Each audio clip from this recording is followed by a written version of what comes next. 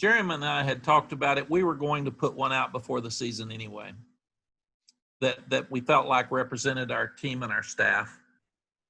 And then when the most recent incident came up, we had a lot of talks with our players, and some were very upset and very bothered.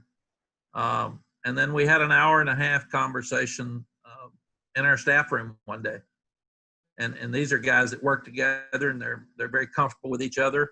And it was not the most comfortable conversation.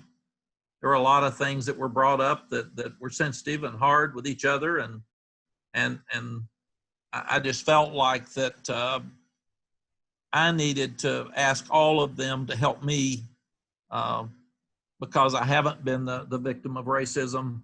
Help me represent them and help me say what they would like to say because of the voice that I have.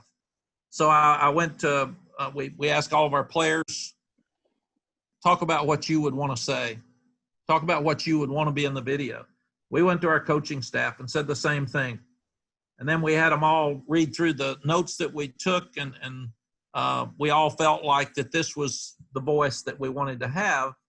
And really the voice was not about anything other than being fair to people.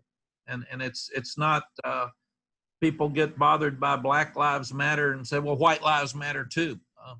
Really and truly, when you look at it right now, this is about racial injustice to Black people. And that's why we need to make sure that we listen and learn. And I've learned so much from these guys, these players, about what they've put up with in their lives. And our bubble, again, is safe. And it's a cool environment where we laugh and cut up with each other, and we don't see race. And I've thought what an awful time in 2020 that we're still talking about how somebody looks. And we're better than that, and we're smarter than that. And I felt like it was time for me to say that for our team and for our staff. And I really feel like that after the fact, I'm so glad that it represented our team and staff and that they had so much input into it. And it was my words that wanted to say what they felt. And I feel the same way. I obviously wouldn't have said it unless I felt the same way. And even some of the players said, you're going to make some people mad. And I said, you know what? We need to make people listen.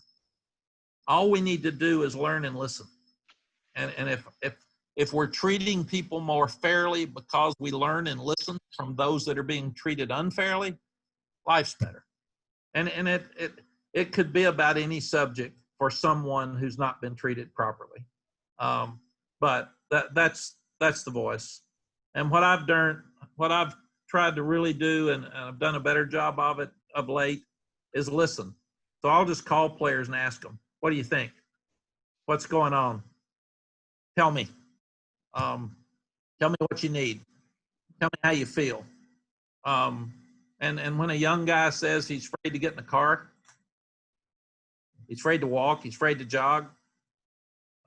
When a parent tells you they're afraid that their child, they're afraid to let them drive, we're better than that. And we need to get that fixed. And that was my voice.